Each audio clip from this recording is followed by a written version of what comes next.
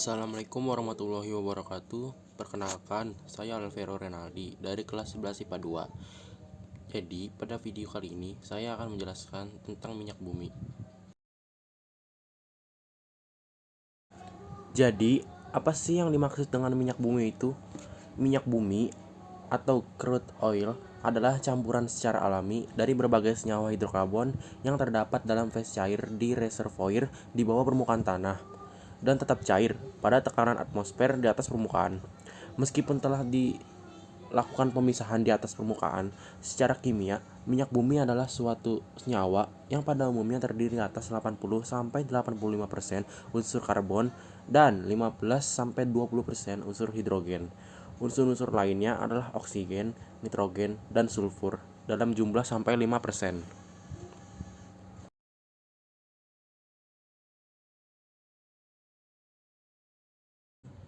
Selanjutnya adalah terbentuknya minyak bumi. Nah, bagaimana sih proses terbentuknya minyak bumi itu?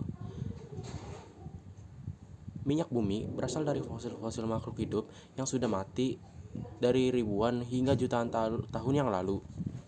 Tumbuhan atau hewan yang mati terkubur di dalam tanah atau di dasar lautan, kemudian tertimbun pasir dan lumpur.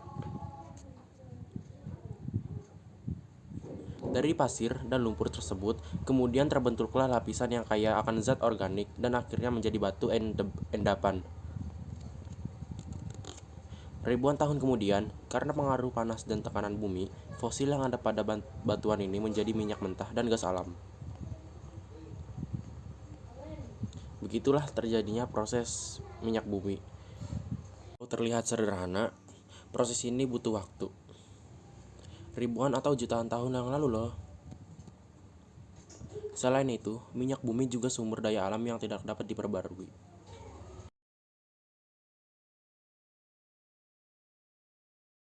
Untuk memperoleh minyak bumi, pertama kali yang dilakukan adalah penambangan atau proses pengeboran.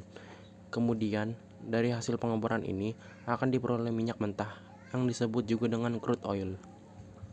Minyak mentah yang berwujud cairan kental ini belum bisa dimanfaatkan ya.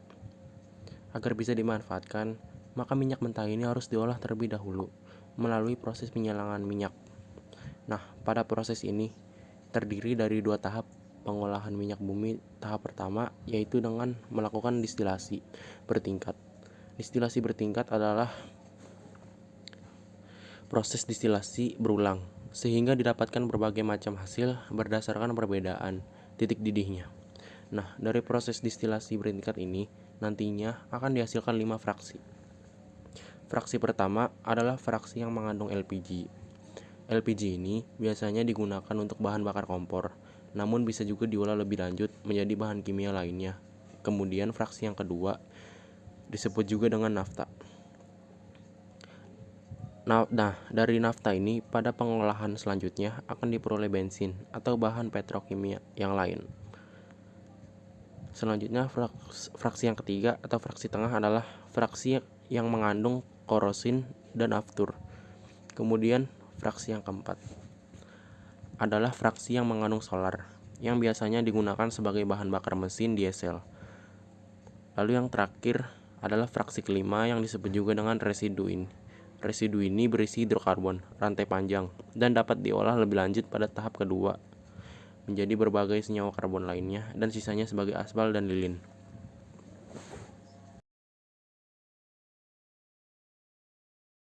Pengolahan minyak bumi tahap kedua ini dilakukan berbagai proses lanjutan dari hasil penyulingan atau destilasi pada tahap pertama. Proses-proses yang dimaksud yang pertama disebut dengan perengkahan atau cracking.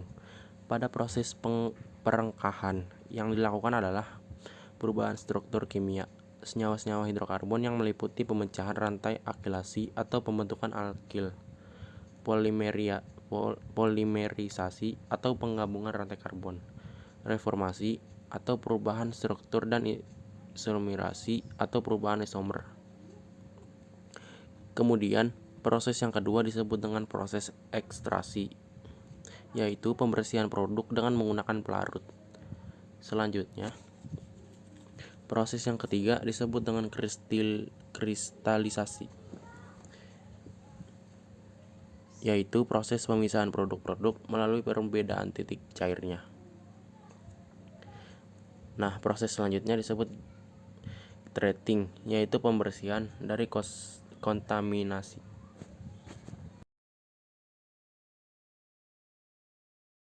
Selanjutnya, saya akan menjelaskan apa saja dampak dari pembakaran bahan bakar terhadap lingkungan. Pembakaran bahan bakar terhadap lingkungan. Kalau kita perhatikan reaksi pembakaran tidak sempurna dari bensin, terlihat bahwa semakin terbatas jumlah oksigen, semakin tidak sempurna pembakaran yang terjadi, dan semakin banyak jelaga yang dihasilkan.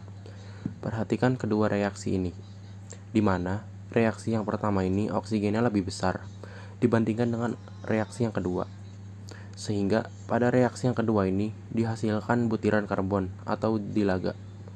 Jadi, jika semakin terbatas jumlah oksigen, maka asap kendaraan yang dihasilkan juga akan berwarna hitam pekat karena mengandung jelaga atau butiran halus dari karbon gas CO2, merupakan gas rumah kaca yang dapat menyebabkan terjadinya pemanasan global atau peningkatan suhu bumi. Gas rumah kaca ini ada istilah ya, karena gas CO2 ini keberadaannya di bumi. Jika terlalu banyak, maka akan meningkatkan suhu, sehingga kita seolah-olah berada di dalam rumah yang terbuat dari kaca. Panas sekali, seperti yang terjadi di kota-kota besar, seperti di Jakarta dan Surabaya.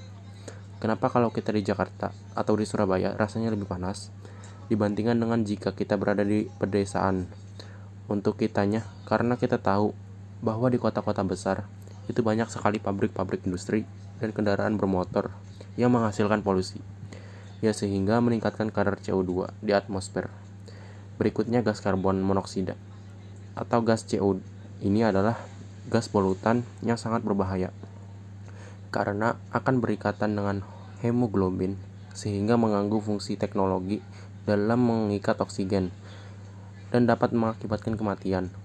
Jadi, kalau kita di jalan raya yang penuh dengan asap kendaraan, jika terhirup maka akan mengganggu fungsi hemoglobin di dalam tubuh kita, sehingga kita kekurangan oksigen yang bisa dapat mengakibatkan instan atau bahkan mengakibatkan kematian.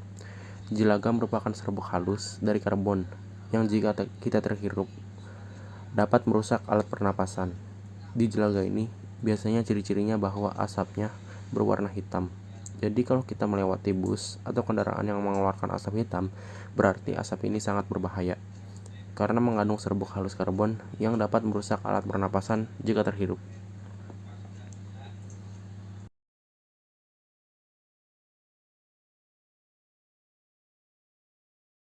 Selanjutnya adalah mengatasi dampak pembakaran bahan bakar terhadap lingkungan.